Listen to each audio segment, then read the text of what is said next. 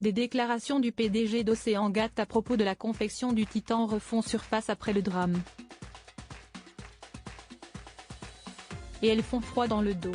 Avant que le drame Naël n'arrive et ne plonge le pays dans la tristesse et la colère, CST le Titan, sous-marin parti explorer l'épave du Titanic et qui a fait une implosion le 18 juin 2023, qui faisait les gros titres de l'actualité.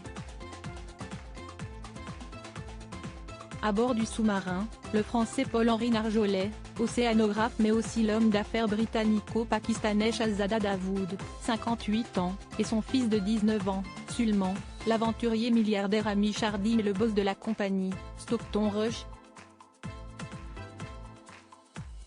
1h45 après le début de cette aventure qui a viré à l'enfer, le contact a été perdu.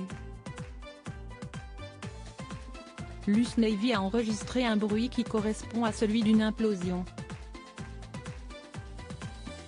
Puis ce n'est que 5 jours plus tard que des débris ont été retrouvés à 500 mètres du Titanic. Comment en sont-ils arrivés là? Il y a 6 ans, le PDG d'Oceangate, la société qui a mis au point le sous-marin, faisait d'étranges déclarations au sujet de la construction. Il avait ainsi estimé que la colle qui scellait l'engin ressemblait à beurre de cacahuète.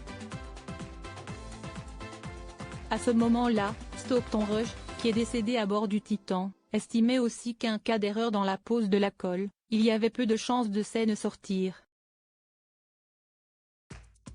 Ces explications plutôt lunaires avaient été fournies par l'homme dans un clip promotionnel, publié sur la chaîne YouTube de l'entreprise en 2018, repéré par le média Insider. Une vidéo dans laquelle il présente l'assemblage d'un anneau en titane avec la coque composée de fibres de carbone du Cyclo 2.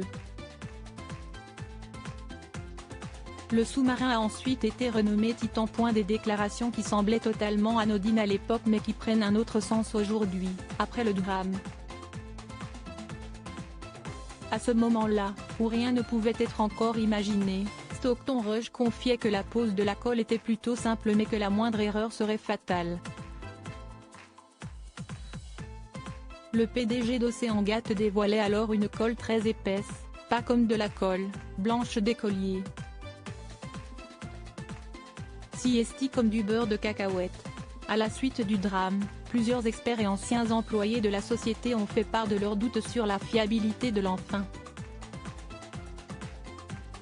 Notamment David Lockridge, ancien directeur des opérations maritimes de la société entre 2015 et 2018, qui avait mis en évidence plusieurs points faibles du sous-marin, avec en ligne de mire la coque en fibre de carbone.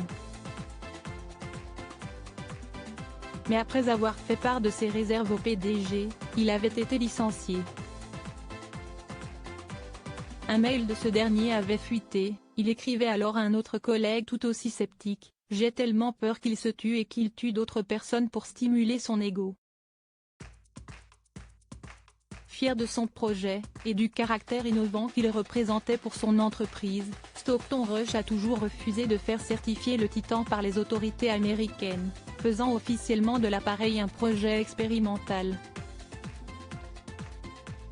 Plusieurs enquêtes sont toujours en cours pour déterminer l'origine de l'accident.